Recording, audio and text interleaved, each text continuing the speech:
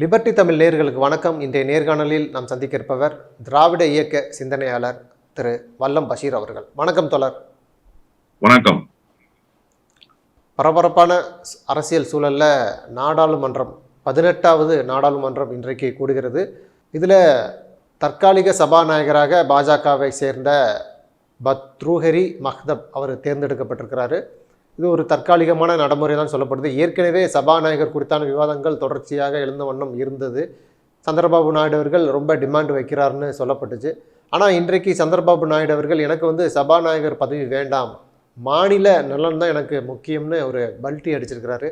அவருடைய இந்த திடீர் நிலைப்பாட்டுக்கு என்ன மாதிரி காரணம் அப்படின்னு நீங்க பாக்குறீங்க?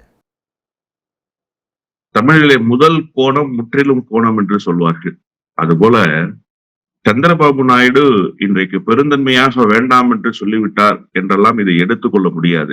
பாரதிய ஜனதா கட்சி பிடிவாதமாக இருந்து சந்திரபாபு நாயுடுவினுடைய கோரிக்கைக்கு செவிசாய்க்கவில்லை என்றுதான் புரிந்து கொள்ள வேண்டும். தன்னுடைய தோல்வியை மறைப்பதற்காக மாநில நலன் என்று சந்திரபாபு நாயுடு இன்றைக்கு பேசி இருக்கிறார். ஏன் மாநில நலன் என்பது 15 நாட்களுக்கு முன்பு சந்திரபாபு நாயுடுவுக்கு இல்லையா? மாநில நலன் என்றால் என்ன? மாநில நலன், நீங்கள் ஆந்திராவுக்கு சிறப்பு அந்தஸ்து கேட்டீர்களா? அது மாநில நலன் தான். 10 ஆண்டுகள் தர வேண்டும் என்று இதே மோடி தான் 2014 மன்மோகன் சிங் 5 ஆண்டுகள் ஆந்திராவுக்கு சிறப்பு அந்தஸ்து கொடுத்த போது பேசினார். நீங்களும் அதை சேர்ந்து பேசினீர்கள். உங்களுக்கு 2 அமைச்சர்கள் பொறுப்பு தரப்பட்டது தேசிய ஜனநாயக கூட்டணியில். 2018 அந்த கூட்டணியில் இருந்து நீங்கள் என்ன காரணத்திற்காக வெளியேறினீர்கள்? இதே மாநில நலனை பேசித்தான் வெளியேறினீர்கள். அதை இப்போதும் நீங்கள் வலியுறுத்தினீர்கள். எதிர்கட்சியிலே இருக்கக்கூடிய சர்மிளாவும் அதையே தான் சொன்னார். நீங்கள் குறைந்தபட்சம் ஆந்திராவுக்கு சிறப்பு அந்தஸ்தை பெற்றுக்கொண்டாவது வாருங்கள் இந்த தேசிய ஜனநாயக கூட்டணியில் என்று சொன்னார். ஆந்திர மக்களினுடைய பெரும் எதிர்பார்ப்பு அதுவாகத்தான் இருந்தது. ஆனால் நீங்கள் அதை கூட இப்போது நிறைவேற்றவில்லையே. எங்கிருந்து மாநில நலன் இங்கே வந்துவிட்டது? உங்களுடைய கோரிக்கைக்கு கிஞ்சித்தும் செவி சாய்ப்பதற்கு மறுக்கிறது ஒன்றிய அரசு, பாரதிய ஜனதா கட்சி. அதை உங்களால் வெளியில் சொல்ல முடியவில்லை. வேறு வழி இல்லாமல் நீங்கள் ஆந்திர மக்களையும் உங்கள் கட்சியினுடைய தொண்டர்களையும் ஏமாற்றுவதற்காக இப்படி ஒரு வேலையை செய்திருக்கிறீர்கள். இதுதான் துவக்கம். இனிதான் சந்திரபாபு நாயுடுவுக்கு அடுத்தடுத்த அடிகளை பாரதிய ஜனதா கட்சி கொடுக்கும். சந்திரபாபு நாயுடு கொஞ்சம் கவனமாக காய்களை நகர்த்தி இருந்தால் நிச்சயமாக அவரையும் அவருடைய கட்சியையும் அவர் காப்பாற்றி கொண்டிருக்க முடியும். ஆனால் இப்போது அவரிடத்திலே பிரதானமாக இருக்கிற நோக்கம், ஜெகன்மோகன் ரெட்டியால் பழிவாங்கப்பட்டிருக்கிறார். ஜெகன்மோகன் ரெட்டியால் அவமானப்படுத்தப்பட்டிருக்கிறார். அந்த அவமானத்துக்கு பழி தீர்க்க வேண்டும் என்கின்ற அந்த கோப உணர்ச்சி தான் அவரிடத்திலே இருக்கிறதே தவிர, மாநில நலன் என்று எங்காவது ஒரு இடத்தில் அவர் சிந்தித்திருந்தால் இந்த ஆந்திராவுக்கான சிறப்பு அந்தஸ்துக்கு ஒரு நெருக்கடியை அவர் நிச்சயமாக கொடுத்திருக்க முடியும். ஏன் அவர் கொடுக்கவில்லை? அவருக்கு இருக்கக்கூடிய இப்போது ஒரே ஒரு எதிர்ப்பு, அவருக்கு இருக்கக்கூடிய ஒரே ஒரு எதிர்பார்ப்பு என்று கூட நாம் எடுத்துக்கொள்ளலாம். ஜெகன்மோகன் ரெட்டிக்கு ஒரு மிகப்பெரிய அரசியல் நெருக்கடியை அந்த மாநிலத்தில் தந்துவிட வேண்டும்.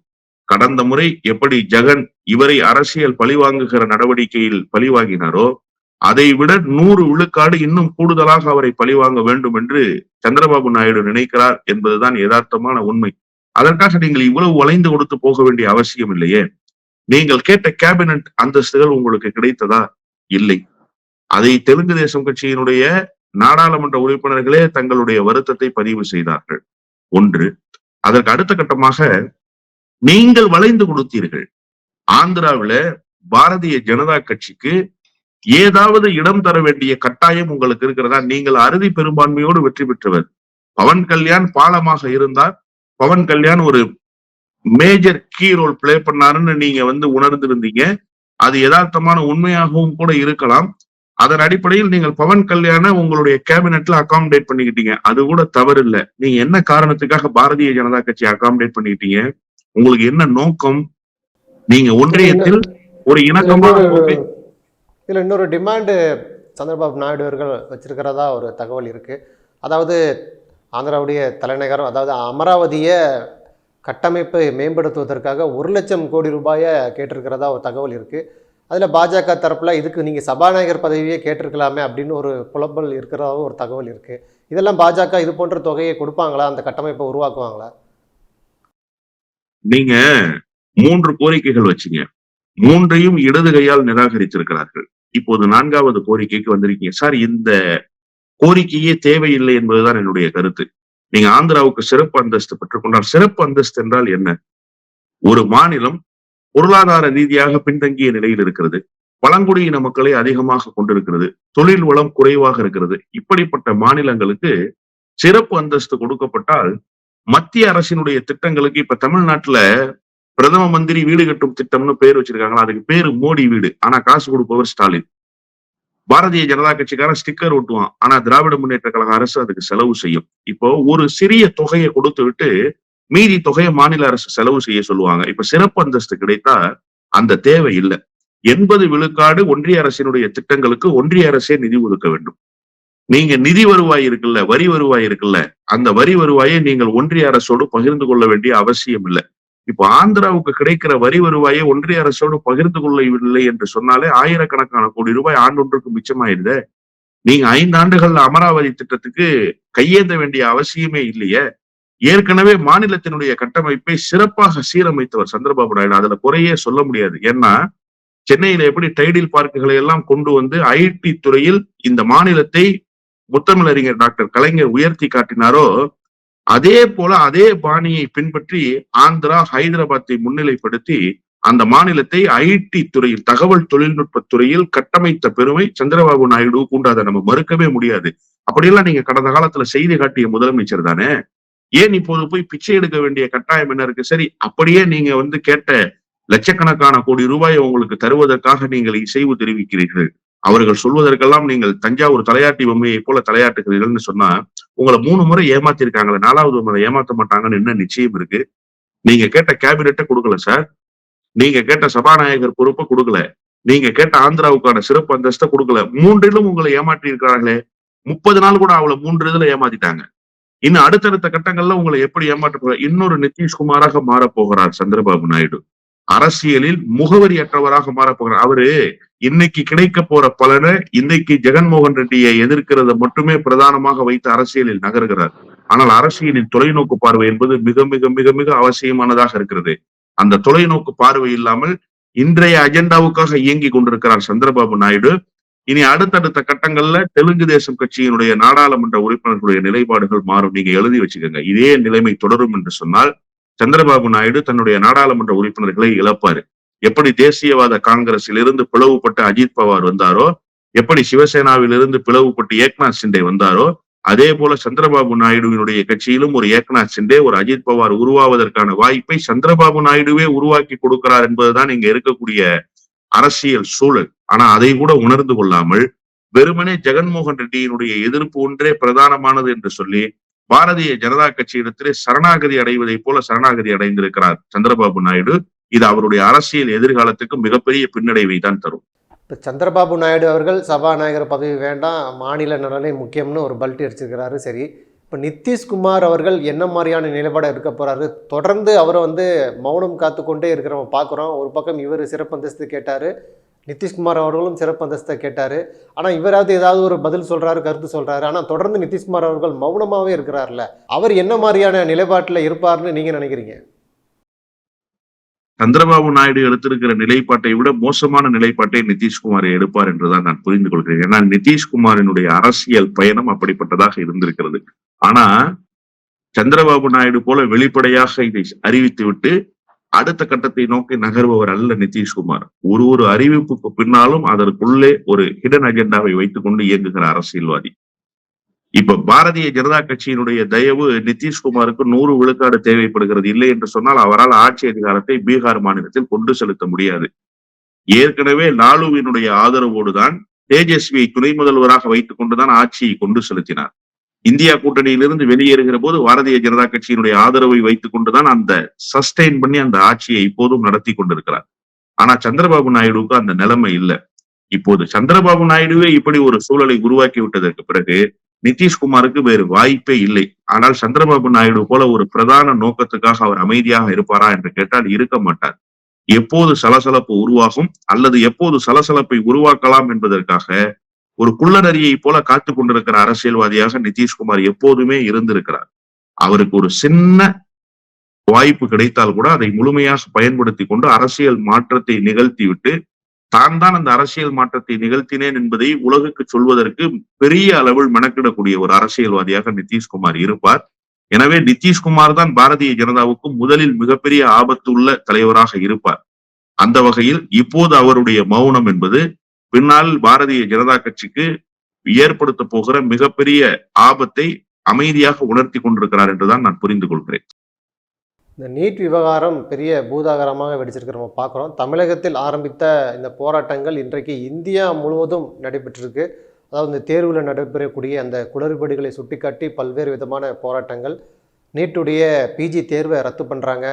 ராகுல் காந்தி சொல்கிறாரு, முதல்வர் மு க ஸ்டாலின் அவர்கள் சொல்கிறாரு, நீட் தேர்வை ரத்து பண்ணுறாங்க, நெட்டு தேர்வை ரத்து பண்ணுறாங்க.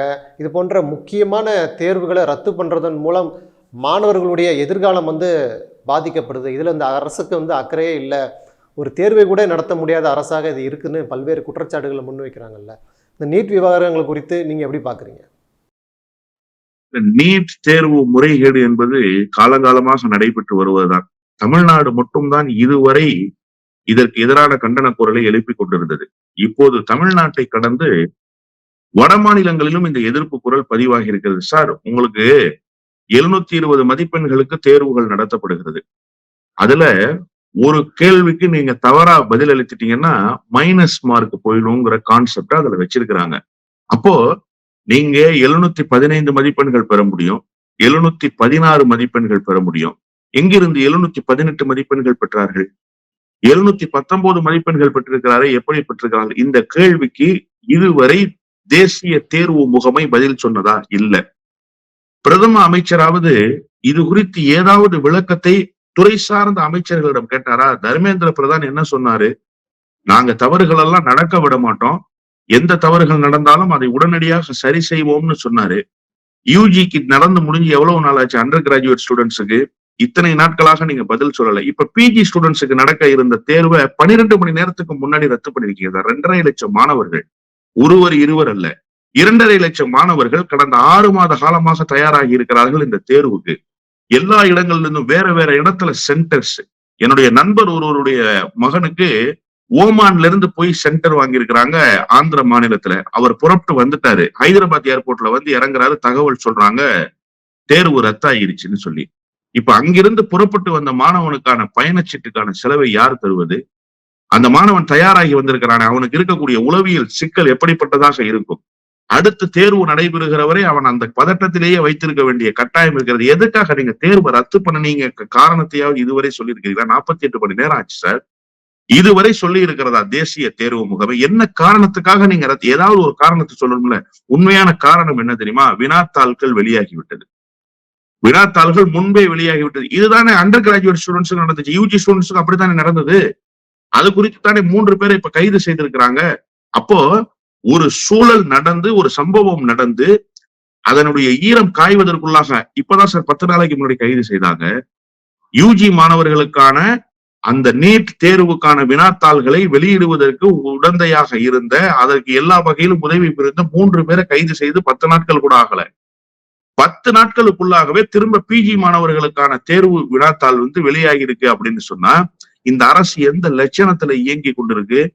இந்த நீட் மூலமா நீங்க என்ன சொன்னீங்க? மெரிட் மட்டும் தான். நீங்க இதுதான் உங்க மெரிட்டினுடைய லட்சணமா? மார்க் வாங்கி இருக்கிறதிலே அலங்கோலமாக நடந்திருக்க. நேற்றைக்கு தர்மேந்திர பிரதான் பதவி விலகணும்னு பொது உடைமை இயக்கத்தினுடைய மூத்த தலைவர் சீதாராம் யெச்சூரி பேசி இருக்கிறாரு. இதுவரைக்கும் நீங்க பதில் சொல்லி இருக்கிறீங்களா? இந்த துறைக்கு ஒரு பொறுப்பு அமைச்சர் இருக்கிறாரா இல்லையா சார்? இப்படி ஒரு சம்பவம் நடந்திருக்கிறது. 2.5 லட்சம் மாணவர்கள் தயாராகி இருக்கிற மாணவர்கள் என்ன நடந்தது என்று தெரியாமலேயே இருக்கிறார்கள். அவர்களுக்கு விளக்கம் கொடுக்க வேண்டிய பொறுப்பு யாருக்கு இருக்கு? இந்த அரசுக்கு இருக்கிறதா இல்லையா? இந்த அரசு பொறுப்பை உணர்ந்து செயல்பட்டு இருக்கிறதா? அந்த மாணவர்களுக்கு குறைந்தபட்ச விளக்கத்தையாவது நீங்கள் சொல்லி இருக்கிறீர்களா? இதன் காரணமாகத்தான் நிறுத்தி வைக்கப்பட்டிருக்கிறது, இந்த தேதியில் நடத்த போகிறோம், இன்னும் ஓரிரு நாட்களில் அறிவிப்பு வரும் என்பதையாவது நீங்கள் சொல்லி இருக்கிறீர்களா? எதுவுமே சொல்லல. அந்த மாணவர்கள் என்ன செய்யறாங்கன்னு தெரியாம தடுமாறி இருக்கிறாங்க, என்ன நடக்குதுன்னே புரியாம தடுமாறி இருக்கிறாங்க. இப்படிப்பட்ட சூழல்ல இந்த நீட் தேர்வு குறித்த பிரச்சனையை நாங்கள் நாடாளுமன்றத்தில் துவக்கத்திலேயே பேசுவோம்னு ராகுல் காந்தி சொல்லியிருக்காரு. இன்னைக்குதான் நாடாளுமன்றம் கூடுது. அடுத்த கட்டமாக இனி பேசுவோம்னு சொல்லியிருக்காரு. பதவியேற்பு பிரச்சனைகள் எல்லாம் முடிந்ததற்கு பிறகு இனிமேலெல்லாம் பாரதிய ஜனதா கட்சியால் அவர்கள் நினைத்ததை போல எல்லாம் நாடாளுமன்றத்தை நகர்த்தி விட முடியாது.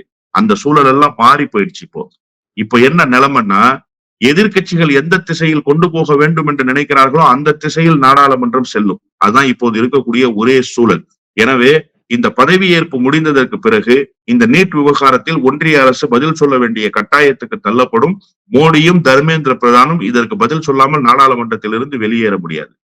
இல்லை, அந்த குளறுபடி ஒரு தேர்வு முறையில் ஒரு குளறுபடி இருக்குன்னா அந்த குளறுபடியை சரி செய்வது தானே சரியாக இருக்கும். மொத்தமாக அந்த தேர்வு முறையவே ரத்து செய்யணும்னு சொல்றது எந்த விதத்தில் நியாயம்னு சொல்லி வலதுசாரிகள் கேட்குறாங்க. குளறுபடிகளை சரி செய்யறதுன்னா நீட் எத்தனை ஆண்டுகள் ஆயிடுச்சு, இம்ப்ளிமெண்ட் பண்ண அந்த நொடியிலிருந்து குளறுபடிகள் நடந்துகிட்டே இருக்கு.